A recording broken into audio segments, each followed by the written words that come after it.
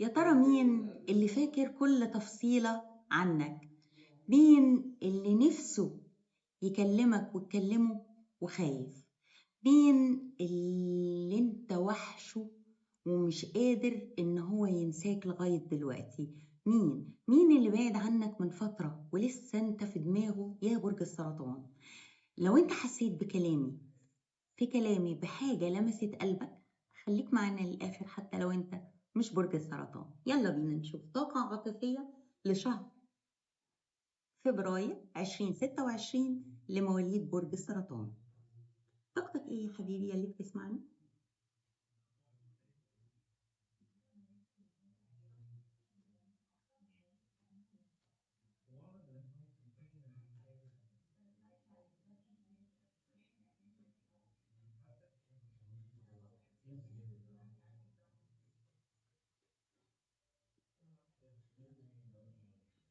طاقة فراق حصل فراق، العلاقة دي حصل فيها فراق، وحصل وجع قلب ما حصلش وجع قلب زيه في حياتك يا برج السرطان.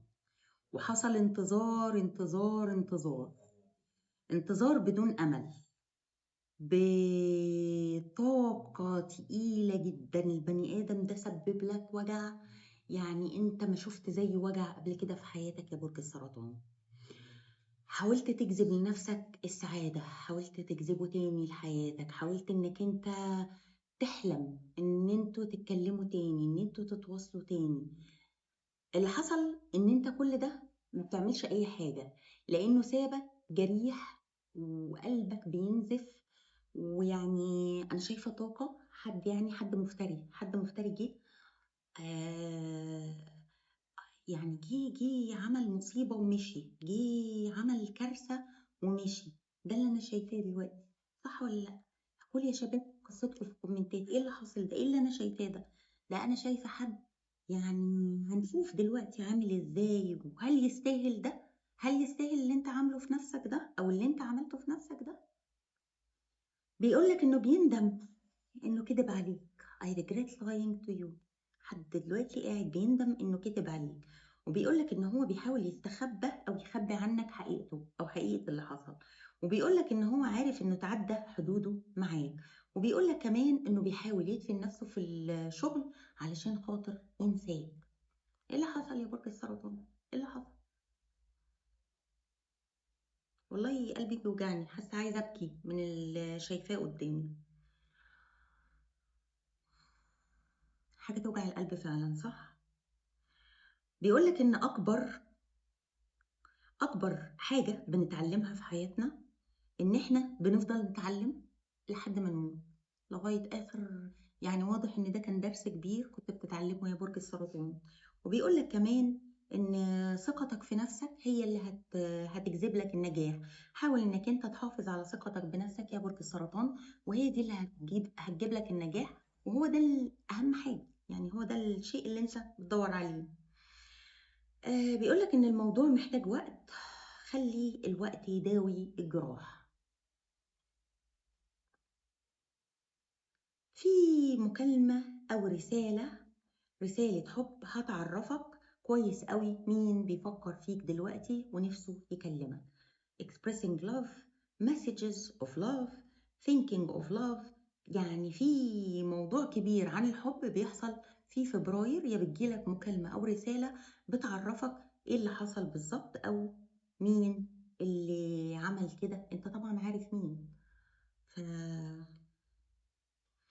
بيعرفك حاجات انت ما كنتش تعرفها. twin flame, balance union, duality, complement, polar opposites. انتوا بالظبط العلاقة دي كانت علاقة twin flame او توأم شعلة. العلاقة دي كانت علاقة توأم شعلة، علشان كده الجرح كان كبير يا برج السرطان. romance relationship toxicity. الموضوع ده كان فيه العلاقة دي كانت علاقة توكسيك لأبعد الحدود. توين فليم تاني كانت علاقة قدرية، علشان خاطر كانت بتعلمكم ان انتوا آه تعلموا منها حاجات. enemy watch your back. خلي بالك يا برج السرطان إن في عدو بيراقبك، في حد عدو بيراقبك. القلب هو الحب والعلاقات العاطفية الصادقة، العطاء والاهتمام بالآخرين. طبعا احنا غنيين عن التعريف ببرج السرطان، هو بيحب يدي، بيحب انه سعادته ان هو يسعد الناس اللي حواليه دايما. برج السرطان العصافير هي مشاكل صغيرة بتتحل في وقت قصير، ربما بيكون عندك سفر قريب كمان الكارت بيقولك إن في سفر قريب يا برج السرطان. أنا شايفة برضو إن في كتير منكم على وشك السفر، سفرية سريعة، سفرية قريبة. بيقولك حبيبك I know I messed up everything. هو عارف إن هو بوظ كل حاجة بنفسه، هو عارف وبيقولك أنا عارف إن أنا اللي بوظت كل حاجة بنفسي. all is well everything is happening. كل حاجة الملائكة بيقولوا لك إن كل حاجة بتحصل فدي حاجة كويسة جدا ولصالحك أيا كانت، حتى لو أنت شايفها سلبية فهي لصالحك. وبيقول لك حب نفسك أكتر يا برج السرطان، لأن كل ما هو جميل آتي، أنت تستحق الحب ولازم تحب نفسك أكتر. نشوف حبيبك أو اللي أنت كنت بتسميه حبيبك بيعمل ايه دلوقتي، بيفكر فيك ازاي، بيعمل ايه دلوقتي في حياته يا ترى.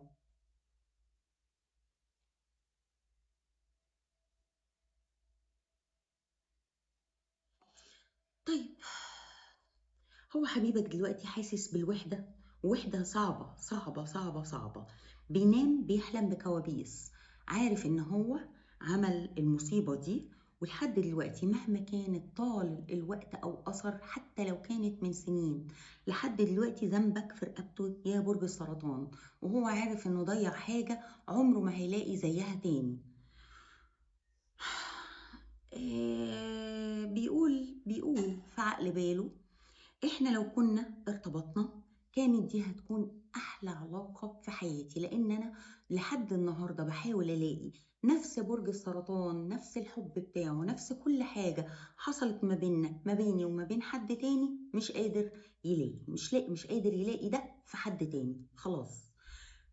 بيقول انا اللي ضيعته، انا لسه جوايا حب كبير، انا مش عارف اعمل ايه، انا لازم ان انا اخد وقتي واستشفى. محتاج ان هو ياخد وقته ويفكر ياخد في السرطان، محتاج ياخد وقت اطول من كده، لان هو عارف ان هو دمر كل حاجة جميلة، هو مش عارف يلاقي لك اي حاجة وحشة يفتكرك بيها. بيحاول يلاقي اي حاجة مش لاقي، بيحاول ان هو يوصل لاي حاجة تخليه يكرهك مش عارف.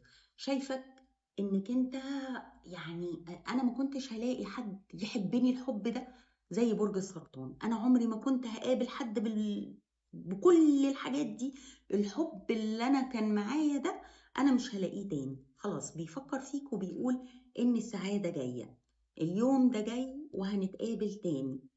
انت برضو يا برج السرطان بتحلم ببداية جديدة، وبتحلم بكل حاجة حلوة، بس في نفس الوقت انت بتقول ان انت خلاص ولا هتتكلم ولا هتتواصل ولا هتعمل اي حاجة، لان القرار ده قرار من جواك.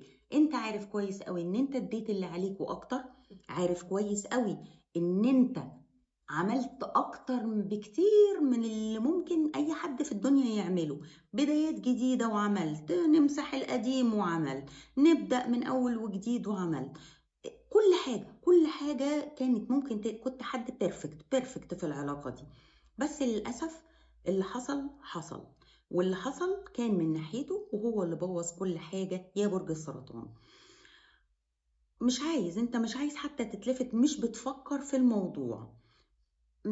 عندك اختيارات جديدة عملية، عارف كويس قوي ان هو بيراقبك وحاسس بيه في كل خطوة. برج السرطان عنده الحاسة السادسة قوية جدا، بيعرف كويس قوي لو حد بيراقبه، وبيعرف كويس قوي مين اللي بيراقبه وانه حبيب فيهم، لان برج السرطان بيفضل عارف.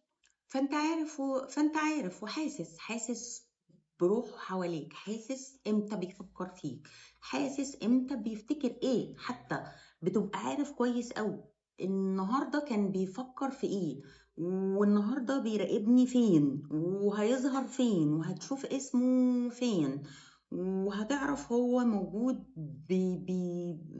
بيحلم بيك. شايف ده ومستغرب، انت مستغرب وبتقول طيب لما هو عنده الحب ده كله، ولما هو بيراقبني بالطريقة دي، ولما هو بيعرف كل تفاصيلي واخباري بالطريقة دي، ايه اللي مكتفه؟ ايه اللي مخليه مش عايز يقرب؟ ايه اللي مخليه مش عايز يتكلم؟ طب تعالى كده اما نشوف رسالة منه، نشوف لو هيتكلم دلوقتي هيقول لنا ايه. هيقول لنا I am so attracted to you. بيقول لك I am so attracted to you. وبيقول لك كمان I want to be more than friends. وبيقول لك كمان I don't know you don't know how hard. انت مش عارف قد ايه كان صعب عليه ان هو يسيبك تمشي. وبيقول لك كمان ان كل حاجة حواليه بتفكروا بيك يا برج السرطان، كل حاجة حواليه بتفكروا بيك. انت متخيل؟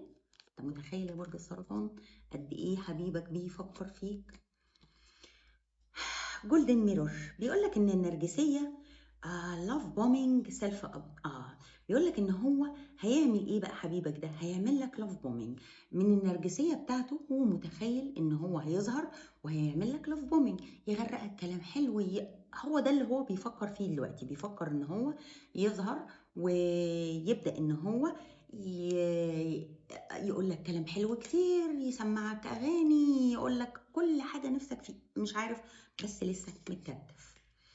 الملائكة بيقولوا لك ليت جو، خلاص خلي كل الحاجات التوكسيك تخرج من حياتك. حاول انك انت تركز على اللي جاي علشان تستقبل كل ما هو جديد وكل الطاقات الجديدة الإيجابية. حاول انك انت تستقبل كل حاجة إيجابية يا برج السرطان.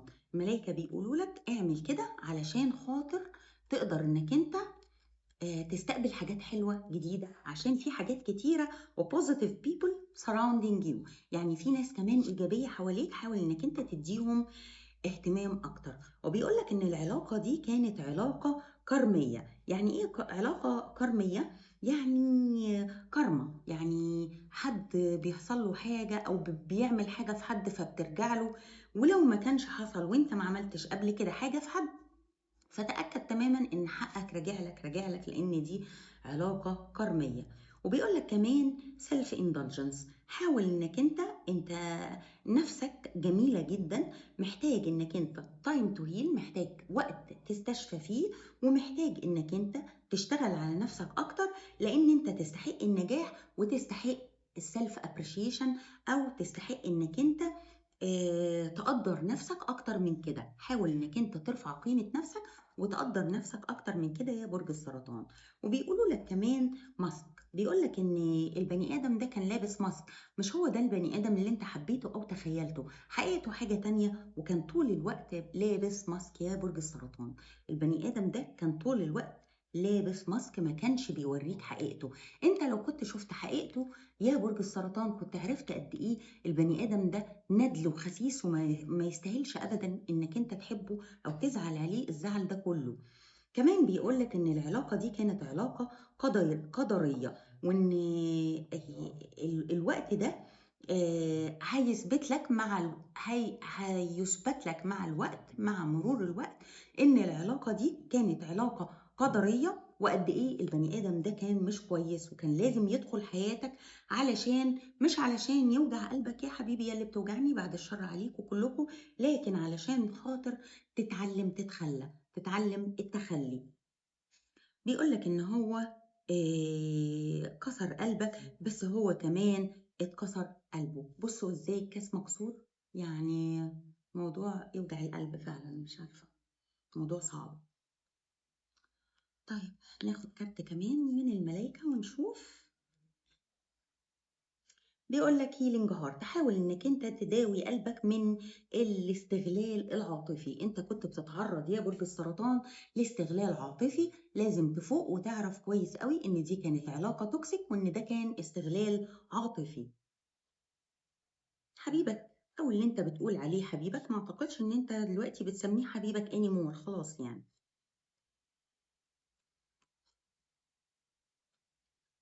يعني هو لما مشي بمزاجه، كان فاكر ان الدنيا هتضحك له، كان فاكر ان هو كده شاطر وفرحان بنفسه، كان فاكر ان هو بيعمل حاجة واو، ان هو ساب العلاقة وان هو قدر ان هو يمشي ويعمل كده فيه. قد ايه هو بني ادم خسيس البني ادم ده فعلا يعني. كان بيلاقي السعادة معاك، كان بيلاقي الحكمة معاك. مفتقد دلوقتي ايه؟ مفتقد الاوقات الحلوة اللي كنتوا بتعيشوها سوا، مفتقد النصيحة والدعم. كان بيقول ان هو ما كانش واخد باله ان كل كلمة انت كنت بتقولها له يا برج السرطان، لما كان بيسألك على رأيك كنت بتديله نصيحة من كل قلبك والدعم. واضح ان في طرف ثالث اتدخل في العلاقة، وهمه ان لما هيستغنى عنك او لما هيعيش لوحده وهيمشي هيكون سعيد، لكن للاسف من يومها والبني ادم ده قلبه بيوجعه زي ما يكون بالعكس، الموضوع قلب معاه بالعكس من يومها، والدنيا كلها سودة في وشه، وبيحصل له مصايب كتيرة جدا.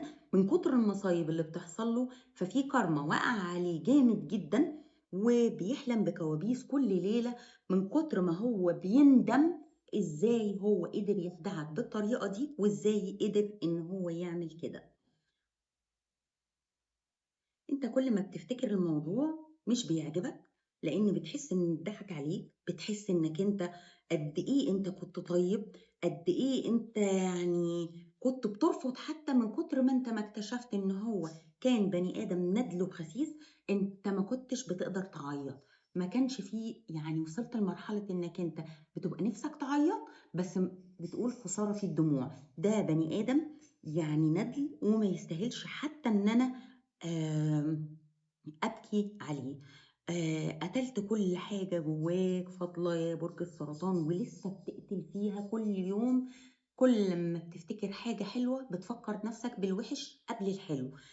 عارف اللي هو في مثل عندنا في مصر بيقول: "أفتكر لِك إيه يا بصلة غير كل خرطة بدمعة."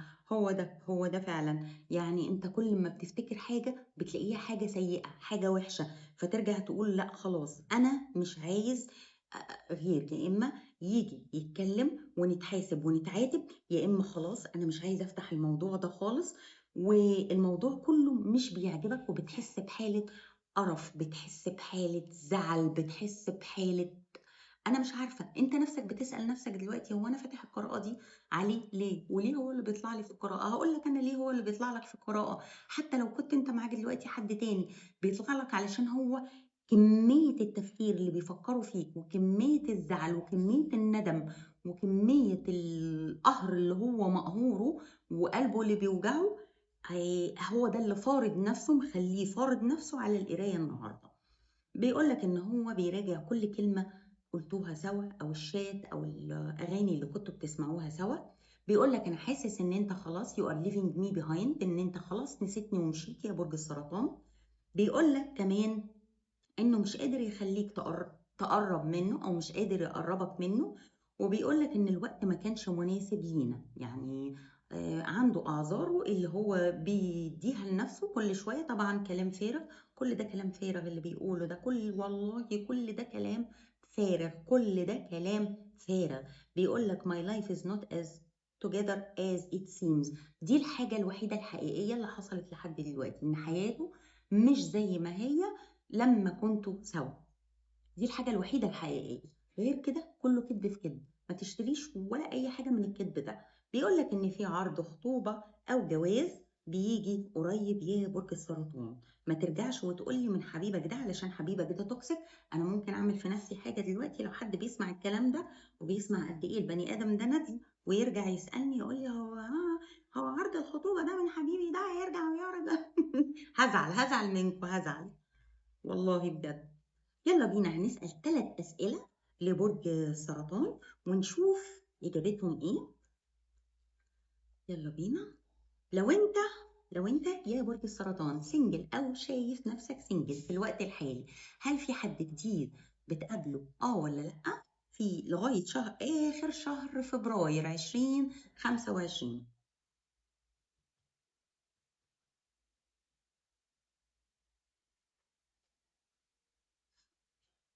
في هدف أو في زي حلم أو حاجة أكبر بكتير من مواضيع الحب. يعني أنا باقول لك لو أنت single أو شايف نفسك single، أنت في حاجة معينة في دماغك ماسك فيها ومصمم عليها، هي دي اللي انت بتحاول تجذبها دلوقتي لحياتك، وبتشتغل على ده وبتعمل ده وبتقدر تعمل ده.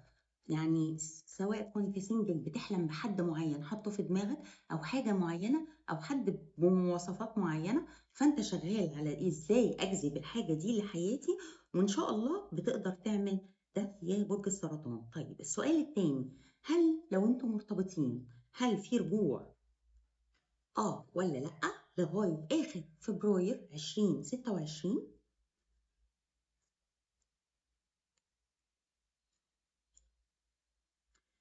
في خيانة، في حاجات أسرار مستخبية وبتتكشف، بتعرف حقايق وبتتكشف.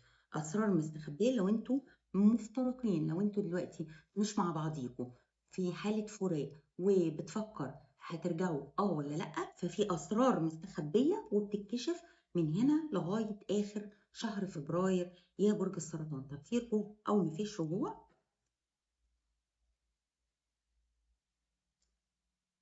لا، مفيش رجوع لآخر فبراير. ماشي، خلينا كده نكون صراحة وما نزعلش من الإجابة. ماشي، أنت أصلا مش عايز ترجع لأن أنت زي ما قلنا مش عايز. طيب يلا بينا نشوف، حط أي سؤال في عقلك وبالك ونشوف إجابته سوا، ولا لأ. بسم الله، سموا معايا يا شباب. أيوة إن شاء الله، أيوة، وفي خطوة بتتاخد في الموضوع ده، وفي حاجة لو هي مشكلة بتتحل، لو هي حاجة حد القرار ده في إيد حد كبير أو في إيد مدير أو في إيد أو نتيجة هتطلع، فإن شاء الله إن شاء الله خير والإجابة أيوة. شكرا يا برج السرطان